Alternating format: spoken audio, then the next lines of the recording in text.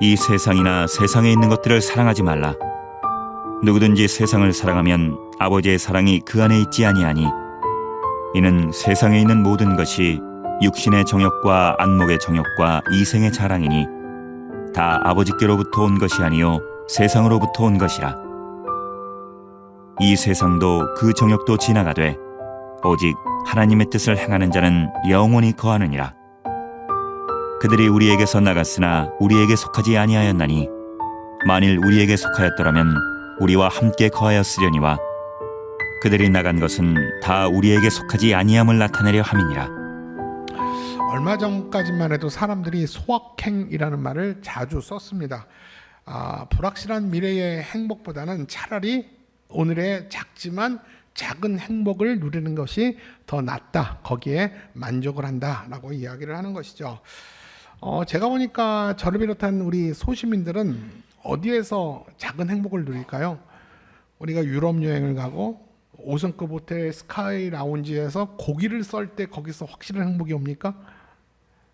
아니면 라스베가스에서 이렇게 잡아당길 때 우르르 jet팟이 터졌을 때 우리에게 행복이 옵니까? 저와 여러분들의 그 소소한 일상의 행복은 뭐냐면 아주 간단하더라고요. 제가 보니까 저한테 기쁨은, 제가 뭐 술을 먹고 담배 먹습니까? 무슨 뭐 일탈을 합니까? 저에게 유일한 월요일 날 저희 집사람과 저의 가장 큰 기쁨은 맛집을 가는 거예요. 그래서 누가 맛있더라, 내가 또 성도들이 저한테 이렇게 맛있는 음식을 제공하면 꼭 저는 우리 집사람이 생각나서 꼭 집사람을 데려갑니다. 그때 맛이 안 나. 왜 그런지 모르겠어요. 내가 돈을 내서 그런지 모르겠지만 그래서 우리 성도들에게 소소하지만 확실한 행복은 그 맛있는 음식을 먹을 때 가장 행복하지 않을까. 또 배고픈 영혼들끼리 모여가지고 어디 맛집 가자 그러면 그 찾아가는 과정조차가 굉장히 행복한 시간이 될 수가 있습니다. 예를 들어서 여러분 올해 얼마나 더웠습니까? 이 더운데 사시느라고 얼마나 고생하셨어요. 제가 정말 싫어하는 메뉴 중에 하나가 냉면이었어요. 막국수 같은 걸 정말 제가 싫어하고 또 싫어하고 또 싫어했어요. 근데 올 여름에 제가 하나님이 내 체질을 바꿔주셨어요. 막국수가 칡냉면이 그렇게 맛있는 거예요. 그래서 이렇게 더운 날 이렇게 살얼음이 살 녹여있는 그 칡냉면을 먹는 게 저에게 소소한 행복이었어요. 근데 그것도 행복도 오래 못 가요. 그 행복을 자주 누리고 싶지만 15,000원이야. 여러분, 치킨 한 마리 시키는 것도 주저합니다. 왜냐하면 배달비 따로 받아. 그러니까 치킨 한 마리 시켜 먹고 여러분 더운 날 막국수 한 그릇 먹는 게 얼마나 소소한 서민들의 행복입니까? 근데 이제 그 가격도 올라가가지고요, 이 돈 때문에 이 행복이 제한받을 때가 참 많다라는 생각도 한번 해봅니다. 여러분, 제가 하나 물어볼까요? 성도들이 이 땅을 재밌게 살아도 됩니까? 안 됩니까? 행복하게 살아도 됩니까? 안 됩니까? 혹시 경건하게, 거룩하게, 진지하게만 살아야 되는 거 아니겠습니까, 여러분? 여러분 어떻게 생각하세요? 오늘 말씀을 보면 오해하기 딱 좋은 말씀이에요. 왜냐하면 세상을 사랑하지 마라. 세상을 사랑하면 아버지의 사랑이 그 안에 없다. 여러분, 우리가 언뜻 이 말을 들으면 무슨 생각을 하게 되냐면, 성도는 마치 세상의 즐거움은 다 외면하고 수도승처럼 벽만 보고 수행해야 되는 거 아닌가. 오직 하나님께만 직진하고 세상의 모든 즐거움과 행복은 다 뒤로하고 그것은 다 거룩하지 않은 행동이니까 오직 하나님만 직진하고 살아야 되는 건가. 이런 말씀으로 우리가 오해할 수 있어요. 여러분, 우리가 누리는 그 즐거움과 행복이 뭡니까? 아까도 말했지만 소확행 아닙니까? 아주 작은 것에 행복을 느끼잖아요. 여러분도 그렇잖아요. 이 축구 보면서 가족들과 함께 치킨을 어떻게 시킬까? 그거 갖고 옥신각신하죠. 반말이다, 뭐 양념이다, 프라이드다, 뭐 이렇게 옥신각신하는 것도 여러분 행복 아닙니까?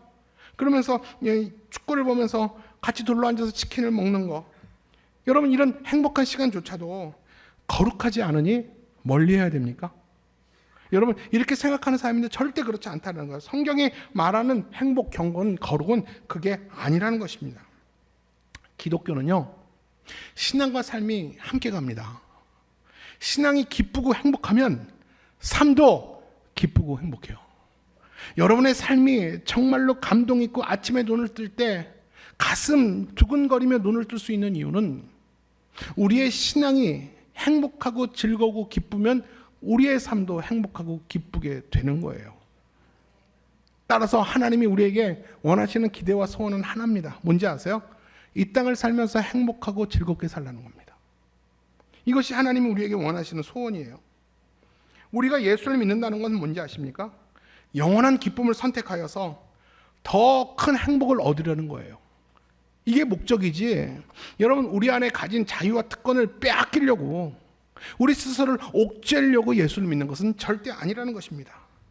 그런 의미에서 오늘 말씀은요, 우리 모두에게 더 행복하고 더 좋은 삶에 대해서 소개를 하고 있는 것이 오늘 본문의 말씀이에요. 요한일서는 편지입니다. 편지 형식입니다. 여러분, 편지를 쓴다라는 것은 연애 편지가 아닌 이상 어떤 목적과 이유가 있어야지 편지를 쓰는 거 아닙니까? 사도 요한이 그 아시아 지역에 이 편지를 썼을 때 어떤 일정한 목적을 가지고 요한일서를 썼다고 그랬어요. 뭐냐면 당시 교회를 아주 혼란스럽게 하는 이단 사상이 있었습니다. 그 대표적인 이단 사상이 여러분 들어보셨지만 그노시스, 영지주의라는 이단 사상이 있었습니다. 이 영지주의라는 이단 사상이 교회 안에 들어와서 교회를 시끄럽게 하고 분란을 일으킵니다. 교회를 요동치게 합니다. 그리고 큰 문제를 일으켰다가 결국 그 논리를 추종하는 자들이 교회에서 다 나가버립니다. 이 작은 세력이, 작은 힘이 들어왔다가 세력을 불려서 그 교리를 추종하는 수많은 사람들을 다 데리고 교회를 분란을 일으킨 다음 그들이 다 교회를 떠난 사건이 오늘 요한일서에 등장하는 교회 배경이에요. 우리 한번 같이 읽어볼까요? 19절 말씀 읽어볼게요. 시작. 그들이 우리에게서 나갔으나 우리에게 속하지 아니하였나니 만일 우리에게 속하였더라면 우리와 함께 거하렸으려니와 그들이 나간 것은 다 우리에게 속하지 아니함을 나타내려 함이니라. 그 영지주의를 따르고 추종하는 그 소위 성도들은 결국 우리에게 속한 자들이 아니었다라는 거예요. 그들이 빛 가운데 속했다면 나가지 않았을 것이다. 결국 그들은 교회를 버리고 나갔다라는 것은 빛 가운데 속하지 않았다라는 증거다라는 것을 오늘 요한은 이야기를 하고 있습니다. 지금부터 저는 여러분과 오늘 말씀을 나누게 될 텐데 오늘 말씀은 아주 간단합니다. 뭐냐면 당시 이단이었던 영지주의자들이 주장했던 것을 사도 요한은 반박합니다. 오늘 이 내용을 제가 여러분과 함께 말씀을 나눌 거예요. 당시 영지주의자들의 특징, 영지주의자들이 도대체 교회 안에서 뭐를 주장했는지, 그리고 사도 요한은 정면적으로 그것은 잘못됐다 그리고 반박하는 내용이 오늘 본문의 내용입니다. 여러분, 영지주의 들어보셨습니까? 교회를 오래 다닌 분들은 그 이단 중에 영지주의를 들어보셨을 거예요. 여러분, 영지주의는 1세기 말에 사도 요한이 살았을 때 가장 교회 안에서 활동했던, 득세했던 가장 큰 이단 중에 하나입니다. 그 영지주의의 특징을 우리가 알고 있으면 요한복음과 요한서신을 읽을 때 많은 부분에 이해가 될 수 있어요. 왜냐하면 그 배경 위에 요한복음과 요한서신이 쓰여 있기 때문에 그렇습니다. 또 우리가 이런 이단 사상을 지금도 우리가 알아야 될 이유, 그 영지주의를 알아야 될 이유가 뭐냐면 이 영지주의는 시대마다 다른 변천사를 가지고 있어요. 그 이단 사상이 시대를 거쳐오면서 그 시대의 문화를 입고 옵니다. 그렇기 때문에 오늘 현대 교회를 위협하는 많은 이단 사상 또한 영지주의와 맥락을 같이 하고 있어요. 이게 지금 우리 교회에 있는 신천지라든가 마리성도교회라든가 이런 영생교라든가 수많은 이단들이 오래 태어난 게 아니에요. 1세기 때부터 이미 그 영지주의와 그 맥과 그 뿌리를 같이 하는 이단 사상들이 현대의 옷, 문화의 옷을 입고 이단들이 되어서 우리 교회를 분란 일으키고 교회를 오늘도 옥죄고 있는 거거든요. 그렇기 때문에 그 이단 사상의 뿌리의 특징을 우리가 알 때 넘어가지 않고 유혹당하지 않고 경계할 수 있다는 겁니다. 영지주의의 가장 대표적인 게 뭐냐면 영지주의에서는 이렇게 주장합니다. 구원은 누가 받느냐? 영적인 심오한 진리를 깨닫는 자들이 구원을 받는다. 반대로 영적인 신비한 지식이 없다면 구원을 못 받는다라고 주장을 하고 있는 거예요. 여러분, 저와 여러분이 믿고 있는 크리스트교, 이 기독교는 어떻게 해서 구원을 받습니까? 영적인 지식을 깨닫는 것으로 구원을 받지 않습니다. 전화 받으세요. 여러분, 그 기독교는요, 성경을 아무리 많이 읽고 성경을 백독 천독해서 성경의 지식이 아무리 머릿속에 많아도 내가 예수를 개인의 구주와 주인으로 영접하지 않는다면 구원이 없습니다. 맞습니까, 여러분? 바로 이것부터가 영지주의랑 기독교가 다른 것이죠. 그리고 또 영주주의 또 하나의 특징은 뭐냐면 영주주의는 예수 그리스도를 이 땅에 오신 하나님의 아들이라고 인정 안 해요. 22절의 내용에서 그 내용이 살짝 드러납니다. 22절 한번 볼까요? 사도 요한이 뭐라고 말하는지 그들을 향해서 시작. 거짓말하는 자가 누구냐? 예수께서 그리스도이심을 부인하는 자가 아니냐? 아버지와 아들을 부인하는 그가 적 그리스도니. 누가 적 그리스도라는 거예요? 누가 하나님을 대적하는 자라는 거예요? 거짓말하는 자들. 누가 거짓말한다는 거예요? 예수께서 그리스도이심을 부인하는 자들. 예수 그리스도가 하나님의 아들이심을 인정하지 않는 자들이 거짓말하는 자들이고 너희들을 속이는 자들이고 너희들을 꿰내는 이리들이고 그들이 바로 적 그리스도다. 속지 마라 라는 것을 오늘 사도 요한은 이야기를 하고 있잖아요. 그래서 어느 정도냐면 여러분 요한일서 1장 1절에 보면 뭐라고 반박합니까? 태초부터 있는 말씀이 사람이 되셨다. 내가 그 사람의 음성을 들었다. 내가 그 사람의 눈으로 보았다니까. 하나님이 되신 인간 예수님을 내가 손으로 만졌어. 거짓말하지 마. 내가 봤다니까. 예수님을, 하나님의 아들 예수님을 내가 봤어. 무슨 소리야 그게. 얼마나 급하면 1장 1절부터 사도 요한은 이 말부터 하겠습니까? 또 영주주의의 특징이 하나는 뭐냐면 아주 궤변적인 게 있어요. 구원은 영만 받는 거고 죄 짓는 육체는 버려진다는 거예요. 그렇기 때문에 육체는 버려질 것이기 때문에 아무리 죄를 져도 상관없다라는 괴상한 궤변을 만들어냈습니다. 어차피 썩을 육신인데 아무렇게나 굴린들 무슨 문제가 있냐라는 거예요. 내가 영적인 고결한 지식을 갖고 있으면 나는 구원받는 거지 이 육체는 세상을 탐하고 세상을 즐겨도 아무 상관없다라는 거예요. 그래서 영주주의의 달은 뭐라고 말하냐면 우리의 특권은 구원받았기 때문에 세상을 사랑하고 세상을 즐겨도 아무런 상관이 없다라고 떠벌리고 다닙니다. 교회 안에 이런 논리가 이런 교훈이 득세를 하다 보니까 믿음이 약한 자들이 아 그렇구나 그렇지 지식만 있으면 구원받는구나 이 육체는 버려질 건데 어떻게 굴리든 무슨 상관이야? 그러면서 이 로마의 타락한 세상에 물들기 시작합니다. 오늘 본문은요 이런 영지주의자들의 세속적이고 타락한 행위에 대해서 성도들은 결탄코 그럴 수 없다. 무슨 말이냐? 하나님이 그 안에 계시기 때문에 거듭난 자들은 절대 그렇게 세상을 사랑하고 세상을 자랑하고 세상과 함께 썩을 수 없다. 이것이 성도다 라고 반박을 하는 게 오늘 내용이에요. 우리 15절 말씀입니다. 시작. 이 세상이나 세상에 있는 것들을 사랑하지 말라. 누구든지 세상을 사랑하면 아버지의 사랑이 그 안에 있지 아니하니. 진짜 아버지 사랑이 내 안에 있으면 진짜 당신이 그리스도의 십자가로 거듭난 사람이라면 예전처럼 하나님 없는 세상을 동경하고 애착할 수 없다라는 거예요. 한번 거듭남을 경험한 사람은 다시 과거로 돌아가지 않는다라는 것이죠. 이것을 오늘 요한이 반박하고 있는 거예요. 그럼 여러분 세상을 사랑하지 말라 할 때 우리는 이 말씀을 계속 연구하기 위해선 여기서 말하는 세상이 뭔지 우리가 개념 정리를 하고 들어가야 돼요. 여기서 말하는 세상을 사랑하지 말라. 세상을 사랑하면 아버지 사랑이 없다. 여기서 말하는 세상이 뭘 얘기하는 걸까요?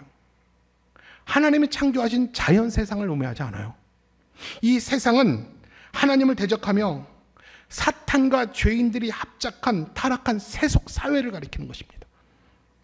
다시 말하면 하나님을 대적한 인간이 쌓아 올린 바벨탑과 같은 세상, 죄악이 득실득실거리는 하나님을 대적하는 자들이 모여있는 곳, 이곳이 세상입니다. 우리가 살아가는 곳이 세상이에요.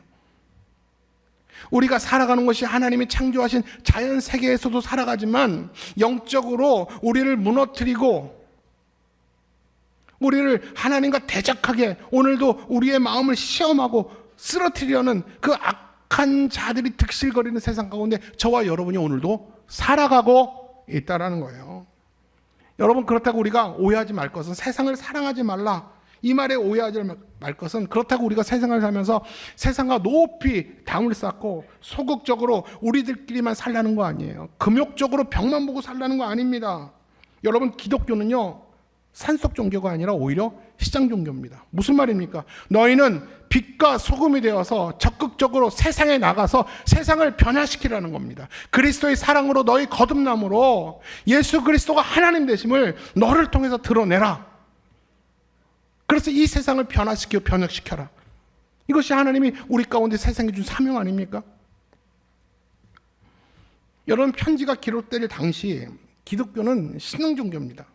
그들은 당시 어느 사회에서 사내고 있냐면요, 그 로마 사회에 살고 있었잖아요. 당시 로마는 타락하고 부유한 세상 나라의 상징입니다.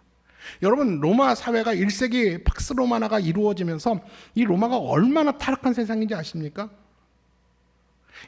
이 동성애가 그때부터 시작됐어요. 지금부터 흥행하는 게 아니라 예전에 동성애가 완전히 횡행했어요. 그리고 소아, 그리고 또 짐승들과 교환하는 것, 이런 게 여러분 다 1세기 로마 시대 때 성적 자극을 위해서 정말 늘 있어 왔던 거예요. 당시 성도들은 그런 로마 사회에 살았어요. 그런 눈앞에서 그런 타락이 죄가 아닌 것 같은 일상 가운데 그들이 노출되어 살아갔다니까요. 그리고 이 로마의 권력과 힘은 전 세계를 제패할 정도로 엄청난 이 권력이 있었어요. 그러다 보니까 여러분, 이 로마의 황제의 이름을 딴 이 도시들이 얼마나 많은지 몰라요. 금으로 번쩍번쩍한 이런 이 건물과 건축들 앞에서 예수의 제자들은 위축될 수밖에 없잖아요. 그래서 마태복음 16장 16절에 가이사랴 빌립보라는 황제의 도시에서 그 제자들이, 시골의 촌부들이 이 황제의 도시에 와서 눈이 휘둥그레져서 이렇게 보고 있을 때 주님이 물어보잖아요. 너희는 나를 누구라 하느냐? 사람들이 나를 누구라 하느냐? 이 어마어마한 권력과 이 어마어마한 찬란한 로마 문화 앞에서 이 감히 예수님에 대해서 고백하는 게 쉽지 않았어요. 예수님은 시골에서 올라온 얼굴 시꺼멓고 그랬을 것 같아요. 아마 그 로마의 그 황제의 휘황찬란한 이 건축물과 권력과 힘 앞에서 예수님은 정말 보잘것 없었을 거 아니에요. 시골에서는 그래도 예수님은 우리의 왕입니다 그랬지만, 이 로마의 도시에서 예수님을 볼 때 얼마나 예수님이 부끄러웠겠어요. 이 사람이 내 스승이라는 사실이. 그래서 물어보잖아요. 예수님이 사람들이 나를 누구라고 하느냐? 선생님이라고 합니다. 랍비라고 합니다. 그러자 너희는 나를 누구라고 하느냐? 주는 그리스도시요 살아계신 하나님의 아들이십니다. 여러분, 이게 보통 일이 아니에요. 로마에 살아있는 권력 앞에서, 화려한 이 도시 앞에서 내가 쫄지 않고 위축되지 않고 예수는 그리스도십니다라고 말할 수 있는 것이 신앙이라는 것이죠. 바로 오늘 사도 요한이 이 성도들이 직면하고 있던 이 로마 사회가, 이 세속 사회의 이 본질이 무엇인가에 대해서 얘기해 주고 싶은 거예요. 너희들이 이렇게 부러워할 세상이 아니다. 너희들이 닮고 싶은 세상이 아니다. 이 세상은 화려해 보이지만 이 세상의 본질은 하나님께로부터 아니고 사탄으로부터, 세상으로부터 온 것이 이 세상이다 라는 것을 이야기를 하는 거예요. 우리 16절 말씀 볼까요? 시작. 이는 세상에 있는 모든 것이 육신의 정욕과 안목의 정욕과 이생의 자랑이니 다 아버지께로부터 온 것이 아니요 세상으로부터 온 것이라. 이 모든 것이 이렇게 화려해 보이고 전 세계를 능가할 만한 권력과 힘이 있어도 이것이 하나님이 주신 게 아니라는 거예요. 세상으로부터 왔다라는 거예요. 이게 세상의 본질이라는 거예요. 우리가 부러워하는, 우리가 닮고 싶어하는 세상의 본질이 바로 이런 거라는 거예요. 여러분, 우리가 살아가는 세상도, 세상의 본질도 저는 다르지 않다고 저는 생각합니다. 그래서 사도 요한은 오늘 이 세상과 이 세상의 쾌락을 사랑하지 마라, 현혹되지 말라, 이렇게 이야기를 하는 것입니다. 여러분, 그리스도인이란 늘 하는 말이죠. 세상에 살지만 세상에 속하지 않았어요. 우리는 하늘에 앉아 세상을 살아가는 사람들이에요. 그래서 여러분과 제가 한 주간 살아가는 곳은요, 평화 지역에서 살아가는 것이 아니에요. 치열한 영적 교전과 전투가 일어나는 영적 전쟁터에서 저와 여러분은 오늘도 살아가고 있어요. 그 전투는요, 우리가 살고 있는 곳에서 이 전투가 일어나는 거예요. 하나님의 영적인 세력이 사탄의 세력에 대항하여 싸우고 있는 것이 저와 여러분의 일상들이라는 것입니다. 그리고 하나님께서는 그들을 잠시 이기는 것처럼, 그 악이 이기는 것처럼 허용하시지만 결국 이 사탄의 나라는 멸망하게 될 줄로 믿습니다. 여러분, 우리는 가끔 세상 돌아가는 거 보면 하나님이 안 계신 것 같죠? 하나님이 계시다면 어떻게 이렇게 불의와 불법이 성행하고 그들이 어떻게 저렇게 잘 살고 어떻게 그들이 저렇게 잘 됩니까? 나는 하나님을 믿고 하나님을 겸손하게 섬기는 나는 날마다 이렇게 힘든데. 여러분, 우리는 그럼에도 불구하고 우리가 위축되지 말아야 될 것은 하나님은 결국 하나님의 나라를 세워 가십니다.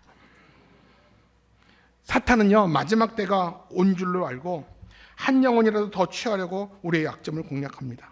여러분, 이제 사탄들은요, 머리가 좋아요. 우리를 교회 다닌다고 괴롭힌다고 우리가 안 다니지 않아요. 그럴수록 우리는 더 똘똘 뭉쳐서 예수를 더 잘 믿어요. 그렇기 때문에 그 사탄이 성도를 공략하는 방법은 한 가지입니다. 뭐냐면 우리를 소유와 그 소유에서 오는 욕망과 쾌락에 빠지게 합니다. 그리고 이기적인 욕망과 쾌락에 삶을 낭비하게 합니다. 그래서 결국 우리에게 주신 구원의 기쁨과 감격을 뺏어갑니다. 다시 말하면 네가 갖고 싶은 모든 소유를 줄게. 그 소유에서 오는 쾌락과 욕망을 내가 다 줄 테니까 하나님이 너에게 주셨던 구원의 기쁨을 나에게 다오. 흥정을 하는 것이죠. 우리는 나도 모르게 내 영혼이 뺏기는지도 모르면서 그 눈이 멀어서 세상의 소유에 정신 팔려서 내 안에 주신 주님의 구원의 기쁨을 다 빼앗기고 삽니다. 그래서 우리가 세상에 살지만 세상이나 세상의 것들을 사랑하지 말라는 것입니다. 세상에 있는 모든 것이 아버지께로부터 온 것이 아니기 때문에 그래요. 그래서 그리스도인들은요, 하나님도 사랑하고 세상도 사랑할 수 없어요. 빛 가운데 있는 사람은요, 어둠 속에 있을 수 없어요. 빛과 어둠이 함께 있을 수 없듯이 하나님 사랑하는 사람은 절대 세상을 사랑할 수 없어요. 우리는 그렇게 말해요. 목사님 그렇지 않아요. 저는 주일날 올 때 하나님 사랑하는 마음이 120%입니다. 그리고 나는 세상에 나가서 내 나름대로 현명하게 잘 대처하면서 세상과 잘 적응하면서 조화를 이루면서 살아갑니다. 전혀 걱정하지 마세요. 이건 여러분 마음 편하자고 하는 일 아닙니까? 여러분 위로받고자 하는 말 아닙니까? 한 사람이 두 주인을 섬길 수 없어요. 여러분 가만히 보세요. 그게 처세술인가 아니면 내가 교회에서는 하나님 섬기고 세상에 나가서는 세상을 섬기고 있는 거 아닌가? 둘 중에 하나의 마음은 거짓말이라는 것입니다. 오늘 본문에서는 사단이 우리를 공격하는 구체적인 전략이 나와요. 그건 뭐냐면 우리의 정욕을 불러냅니다. 여러분, 사람들은 젠틀한 것 같고 신앙이 좋은 것 같고 다 인격자인 것 같지만 그 안에 눌려있는 숨겨있는 근본적인 욕망과 죄성이 있어요. 그 욕망과 죄성을 자극해서 불러낸다는 것입니다. 우리 16절 한 번 더 읽을까요? 16절 시작. 이는 세상에 있는 모든 것이 육신의 정욕과 안목의 정욕과 이생의 자랑이니 다 아버지께로부터 온 것이 아니요 세상으로부터 온 것이라. 성경은 사탄의 전략을 세 가지로 말합니다. 육신의 정욕, 안목의 정욕, 이생의 자랑. 이 세 가지 단어가 인간을 넘어뜨리기 위한 가장 강력한 사탄의 무기입니다. 그리고 반대로 우리 성도들이 적극적으로 경계해야 될 강력한 유혹들입니다. 굳이 이 세 가지를 쉽게 구분한다면 세 가지를 정리하고 말씀을 마칠게 합니다. 첫째, 육신의 정욕입니다. 여러분, 육신의 정욕은 뭐냐면 단순히 생리적인 욕구를 넘어서 죄악적인 욕망. 그러니까 내가 며칠 배를 밥을 안 먹으면 배고픈 욕구가 아니에요. 그 정도가 아니에요. 그건 죄가 아니죠. 선을 넘고 싶은 욕망, 관역을 벗어나고 싶은 욕망, 일탈하고 싶은 욕망, 갖지 말아야 되는데 가져야 될 욕망, 취하지 말아야 되는데 취하고 싶은 욕망, 내 안에 그 죄성이 올라오는 거죠. 여러분, 이게 바로 육신의 정욕이에요. 근데 이 갈라디아에서는 이런 육신의 정욕을 일컬어 육체의 일이라고 말을 합니다. 이 육체의 일을 너희가 조심해라. 육체의 일은 이런 것이다 라고 얘기를 합니다. 우리 갈라디아서 5장 19절부터 21절 보는데, 자, 이제 세 절을 보는데 뭐가 육체의 정욕이고 육체의 일이고 내가 무엇을 멀리하고 끊어내야 되는지 여러분 같이 읽으면서 다짐해 보십시오. 시작. 육체의 일은 분명하니 곧 음행과 더러운 것과 호색과 우상 숭배와 주술과 원수 맺는 것과 분쟁과 시기와 분냄과 당 짓는 것과 분열함과 이단과 투기와 술 취함과 방탕함과 또 그와 같은 것들이라.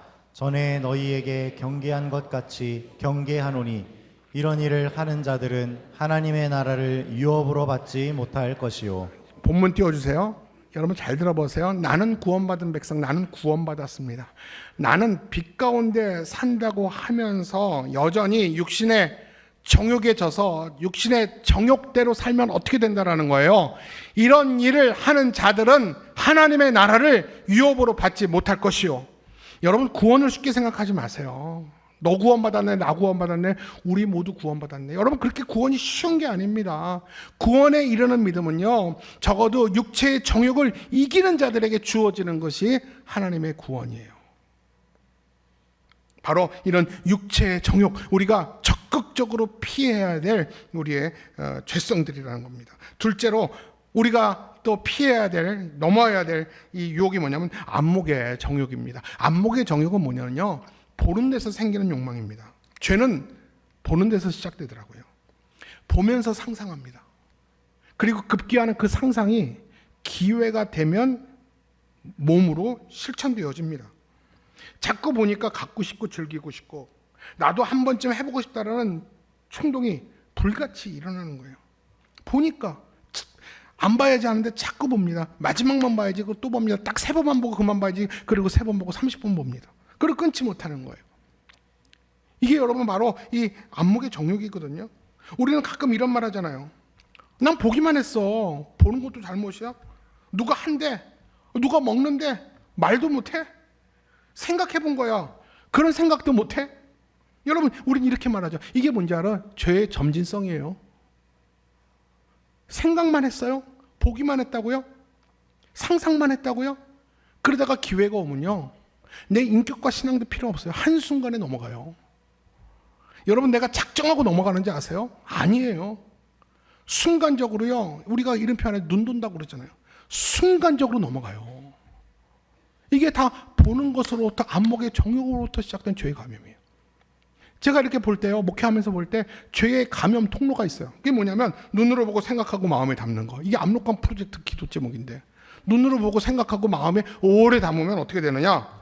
언제라도 기회가 오면 호기심이 발동돼서 나도 해보는 거예요. 여러분, 이게 죄의 감염이에요. 그렇기 때문에 눈으로 무엇을 보고 생각하고 마음에 담느냐가 중요하죠. 사랑하는 성도 여러분, 우리가 죄악된 세상에 대해서 눈을 감고 하나님 앞에서 눈을 뜰 수 있는 저와 여러분 되시기를 주님의 이름으로 축복합니다. 마지막 셋째, 이생의 자랑입니다. 여기서 말하는 이생의 자랑이란 세속적인 성공, 세속적인 소유, 세속적인 명예를 통해서 자신의 가치를 남보다 더 높다라고 자랑하고 싶은 욕망. 이게 이생의 자랑이에요. 내가 너보다 낫다라는 것이죠. 우리가 누군가를 비난하는 이유는 뭡니까? 나는 적어도 너와 다르다는 거예요. 난 적어도 너처럼 그렇게 행동하지 않는다라는 거예요. 그러니까 비난하는 거잖아요. 여러분, 이것도 바로 이생의 자랑 아닙니까? 우리가 누군가를 비난하기를 좋아하잖아요. 어떻게 목사가 저래? 어떻게 집사가 저래? 어떻게 장로가 저래? 어떻게 교회 다니는 사람이 저래? 그 말 속에 뭐 있다고요? 나는 너보다 낫다라는 것이죠. 여러분, 자신을 자랑하고픈 이 허영심이 바로 이생의 자랑이에요. 여러분, 대놓고 자기 사랑하는 사람이 있고 은근히 돌려서 자기 사랑하는 사람이 있어요. 여러분, 자랑하는 거 하다 보면 결국 많은 사람이 듣게 되고 많은 사람을 모으고 싶으니까 그 앞에서 허세를 떨게 되잖아요. 자랑하다 보니까 없는 것도 있다고 말하고 조그만 것도 크게 부풀리고, 그래야지 드라마틱하게 이야기가 들리고 그 사람들이 잘 들어주니까 그게 습관이 됩니다. 그래서 입만 열면 뻥이라는 말이 나온 거예요. 여러분, 이게 기질의 문제 아니에요. 말을 재밌게 잘하는 사람들 그렇지 않아요. 여러분, 이거는요, 허영심에 놀다 보면요, 사탄에게 사로잡혀 버려요. 여러분, 이거 정말 조심해야 됩니다. 내가 좀 그런 기질이 있다고 하면 정말 조심해야 돼요. 여러분, 이생의 자랑은요, 탐욕이 채워졌을 때 자랑하고 떠벌리고 싶은 그런 욕망입니다. 제가 이 얘기를 하나 할게요. 제 후배 목사가 있어요. 목회하다가 목회를 짧게 했다가 실패하고 다른 사업을 하는데 저랑 아주 오랫동안 연락을 안 했는데 어느 날 전화했어요. 형님, 내가 한번 올게요. 너 우리 교회 아니야? 2000 IC에서 2km만 나면 우리 교회다. 와라. 그런데 이렇게 내가 밖에서 기다리고 있었는데 차가 하나 쑥 들어오는데 벤츠가 들어와요. 근데 벤츠 중에서도 제일 좋은 메이바흐? 들었는데 바흐메흐? 뭐죠? 여러분들 그런 차 한 대씩 있나 봐요. 잘 아시네. 하여간 그런 최고의 차를 딱 들어와서 내릴 때도 아주 천천히 내려요. 내가 이렇게 오랜만이다 막 하니까, 여러분 왔으면 내 방에서 커피를 한잔 마시다 안 올라가고 차 옆에서 차 얘기를 잔뜩 하는 거야. 이 차가 우리나라에 몇 대밖에 없는 차고 연비가 얼마나 오고 형님 한번 앉아보세요. 그래서 내가 또 그 성의를 봐서 한번 앉았죠. 근데 별로 좋은지는 모르겠어요. 근데 한참 차 얘기하더니 제가 시간이 없다고 가는 거야. 그래서 제가 왜 왔지? 자랑하려고 왔구나. 그러니까 그 친구는 그런 열등감이 있는 것 같아. 목회를 해야 되는데 목회를 안 하고 내가 사업하는데 내가 잘 지내고 있으면 걱정하지 말라. 당신들보다 훨씬 잘 지내고 있어. 목사님 어떤 차 타세요? 저한테 또 물어보더라고. 그러면서 이 차에 대해서 한참 차자랑을 한참 하고 나 진짜 딱 15분인가 10분인가 있다가 가버렸어요. 난 지금도 걔가 왜 왔는지 모르겠어요. 이 세 가지 이 마귀의 전략은요, 보암직도 하고 먹음직도 하고, 이거 먹으면 네가 하나님 된다, 이거 아닙니까? 육신의 정, 안목의 정, 이생의 자랑. 이게 바로 에덴 동산에서 아담을 공격했던 전략이에요. 그리고 공생애를 막 시작했던 예수님을 공격했던 전략이기도 합니다. 이 전략은 지금 우리에게도 사용해요. 여러분, 예수 믿는다고 우리를 핍박하지 않는다니까요. 이 방법이 시기 대상을 막론하고 제일 잘 통해요. 그리고 수많은 사람도 알면서 넘어지는 게 이 소유와 소유를 통한 욕망과 타락과 쾌락에 대부분 넘어져요. 첫사람 아담은 마귀의 대서에 넘어갔고, 예수님은 광야에서 그 유혹 앞에서 말씀으로 물리치셨잖아요. 이런 세속 세상과 인간의 죄성과 연약함이 만나면 쉽게 유혹에 빠지게 돼 있습니다. 난 아무리 아니라고 해도요, 여러분 그걸 당해보세요. 못 이깁니다. 여러분, 저는 이런 일들을 묵상하면서 하나님이 우리를 가려주셔야 돼요. 하나님이 가려주지 않고 노출되면, 여러분, 저도 이렇게 설교하지만 저도 이길 자신 없어요. 그러니까 저는 어떻게 기도하냐면, 하나님, 저는 이길 수 있습니다라고 기도 안 해요. 하나님, 저는 이길 자신 없습니다. 저 가려주세요. 하나님의 손끈을 아래 저를 지켜주세요. 그런 환경에 노출되지 않도록 저를 지켜주세요. 전 지금도 그런 기도합니다. 여러분, 그런 환경 만나지 않은 것이 하나님의 은혜일 줄 믿습니다. 그렇다면 어떻게 하면 이 마귀의 전략을 이기고 승리하는 삶을 살 수 있을까요? 그 방법을 성경에서 말합니다. 17절 말씀이에요. 17절 시작. 이 세상도 그 정욕도 지나가되 오직 하나님의 뜻을 행하는 자는 영원히 거하느니라. 여러분, 영원할 것 같지만 속히 지나간다는 거예요. 여러분의 소유와 여러분의 건강과 여러분이 지금 누리는 행복의 조건들이 영원할 것 같죠? 성경에서 말합니다. 속히 지나가리라. 있다가 없어질 거미줄과 같은 이 세상에 악랄하게 붙들고 평생 영원할 것 같다는 착각을 하지 말라는 거예요. 영원히 없어지지 아니할 생명의 동아줄 대신 예수 그리스도를 붙들고 승리하라는 것입니다. 여러분, 만약에 여러분이 붙들고 있는 세상의 그 어떤 것이 여러분의 평생을 지켜주고 죽음 이후에 그 영혼까지도 그것이 여러분을 붙들고 있고 안전장치라면 여러분 붙드세요. 주님 놓고 그거 붙드세요.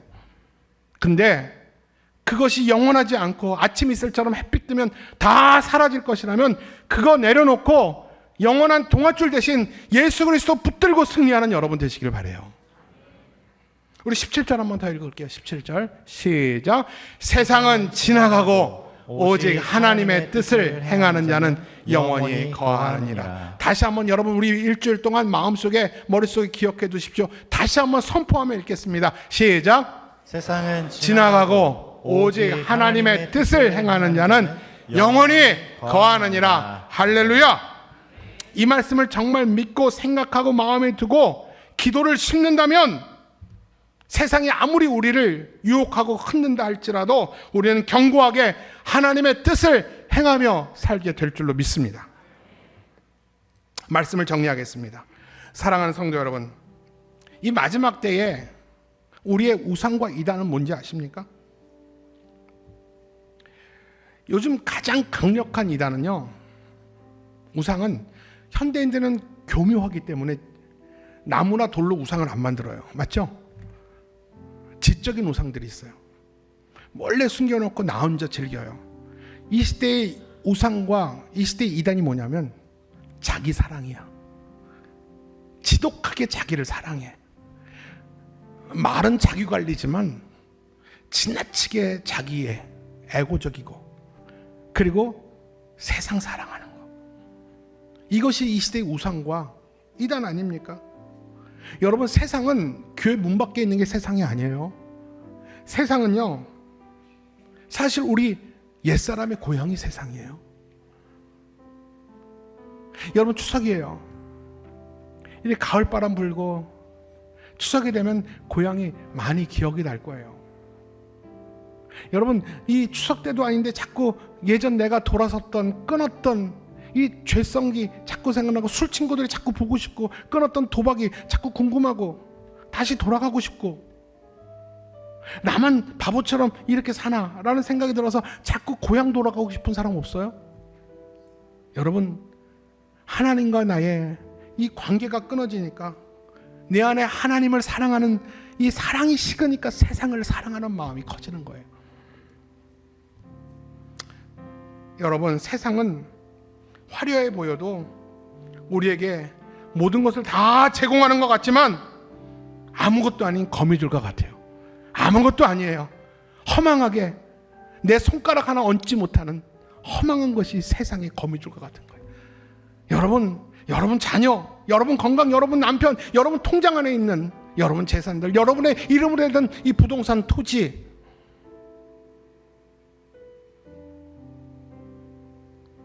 안전합니까? 여러분 지켜줄 것 같아요? 여러분 그것 때문에 행복한 이유가 될지 모르지만 오히려 그것 때문에 가족들이 싸우고 분란이라는 거, 소송이라는 거 많이 봤어요. 여러분, 그거는 우리의 안전과 행복을 지켜주지 못해요. 이건 거미줄이에요. 다 사라질 겁니다. 우리의 피난처도 안전지대도 될 수 없다라는 사실을 깨닫는 것이요, 오늘 여러분 말씀의 은혜예요. 우리는 보이는 세상에 현혹되고 세상을 묵상하는 시간이 많으면 많을수록 자꾸 현재의 삶이 불안해집니다. 뭔가 더 준비해야 될 것 같고 더 가져야 되지 않을까, 이런 조급함이 자꾸 마음에 생기는 이유는 이것이 바로 불신앙이에요.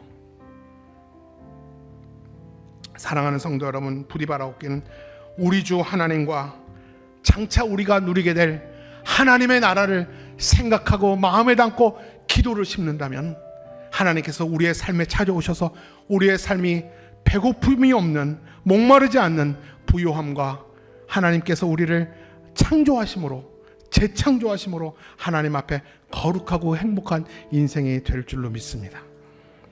매일매일 아침에 눈 뜨는 것이 행복할 수 있기를 바랍니다.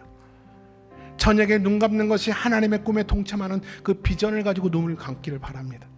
가슴 떨리는 행복과 매일마다 가슴 설레이는 하루하루를 맞이할 수 있는 이유는 주님이 나와 함께 하기 때문에 그렇습니다. 풍랑이는 큰 파도 가운데 내가 배에서 어떻게 하면 떨어지지 않을까 간절하게 살기보다는 주님이 여기 계시기에 내가 오라 할 때, 내가 풍랑이는 바다를 건널 때 더 이상 그 바다는 깊은 바다가 아니라 반석이 될 줄 믿습니다. 그 은혜가 저와 여러분 가운데 있기를 주님의 이름으로 축복합니다.